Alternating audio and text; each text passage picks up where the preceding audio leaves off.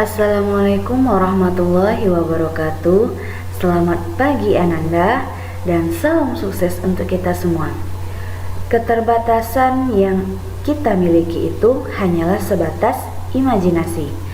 Kebanyakan orang yang mengatakan dirinya tidak bisa, sebenarnya bukan karena mereka benar-benar tidak bisa. Mereka terkadang bisa, namun ada beberapa penyakit yang menghinggapinya. Nah, penyakitnya seperti apa? Nah, penyakitnya seperti rasa bosan, malas. Nah, penyakit-penyakit seperti itu yang dapat menghalangi kita untuk berbuat atau melakukan suatu hal.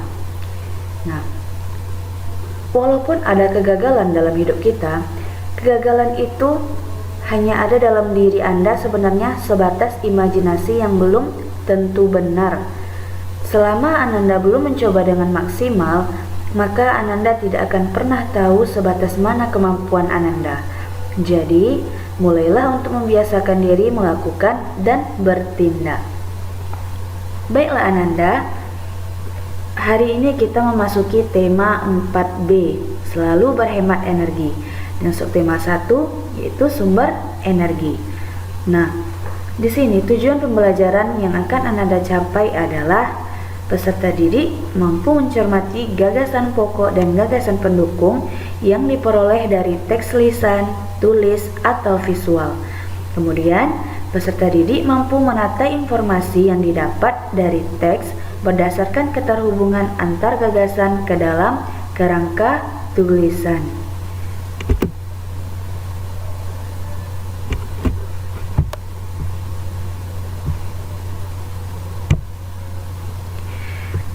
Nah, baiklah, ini sebenarnya untuk mendalami Ananda, mencari gagasan pokok, mencari gagasan pendukung dari suatu teks.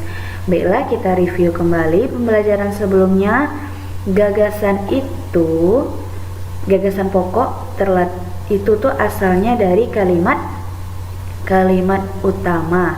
Nah, dari teks ini sekarang Bunda tanya, ada berapa paragraf dalam teks ini? Nah, ada 2 ya. Nah, ini paragraf pertama. Nah, paragraf itu ditandai dengan adanya kalimat yang menjorok ke dalam. Nah, ini paragraf kedua. Nah, paragraf itu berarti terdiri dari beberapa kalimat. Nah, contohnya saja yang paragraf 1 ini ada 1, 2, 3, 4, 5, 6.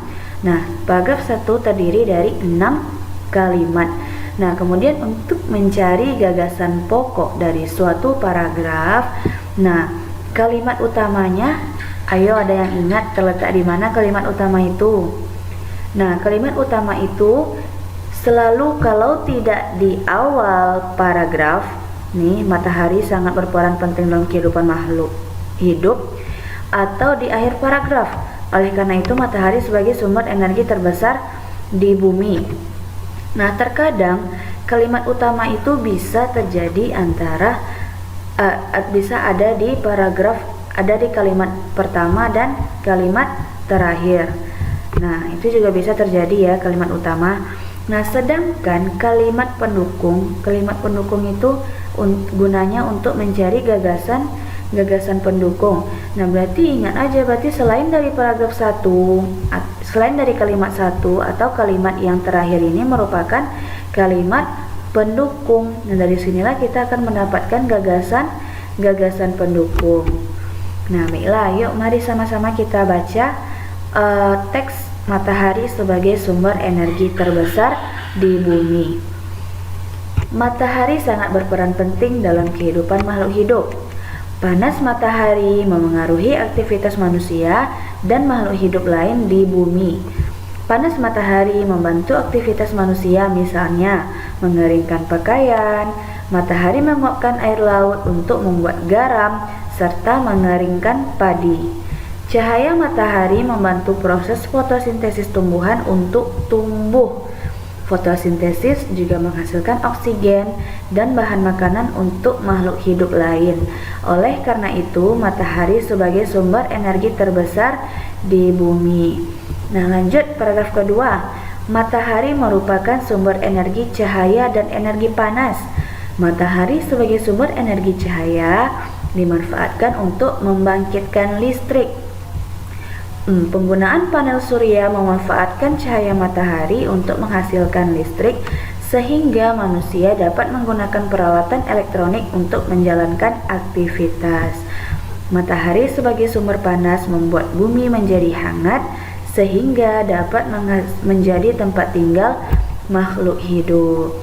Nah, ini ada beberapa yang baru ya tadi tentang panel surya. Nah, ini dia contohnya panel surya. Oke. Nah, panel surya itu memang belum banyak ada di perumahan-perumahan di Indonesia, khususnya ya Ananda. Nah, sebenarnya panel surya itu berasal dari energi matahari. Nah, dari energi matahari ini, melalui bantuan dari panel surya ini dapat menghasilkan suatu energi yang dinamakan dengan energi listrik.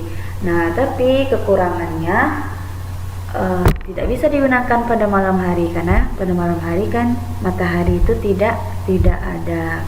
Nah, ini cukup informasi sedikit saja mengenai panel surya. Baiklah, kita lanjutkan. Nah, di sini Bunda akan memberikan tugas kepada Ananda dari teks yang kita baca tadi, yaitu matahari sebagai sumber energi terbesar di bumi. Nah, yang pertama, Ananda menentukan gagasan pokok dan gagasan pendukung dari teks matahari sebagai sumber energi terbesar di bumi. Kemudian Ananda mencari informasi penting dari teks bacaan tersebut. Apa aja sih informasi penting yang ada dari teks yang kita baca tadi? Nah, kemudian dari informasi tersebut, buatlah suatu gambar di kertas karton. Nah, apa-apa yang Ananda dapatkan informasi-informasinya, coba Ananda gambarkan di kertas karton. Nah, kemudian Ananda mendeskripsikan atau menjelaskan gambar yang telah Ananda buat tadi menggunakan video, oke? Baiklah, terima kasih. Cukup sekian pembelajaran kita pada hari ini.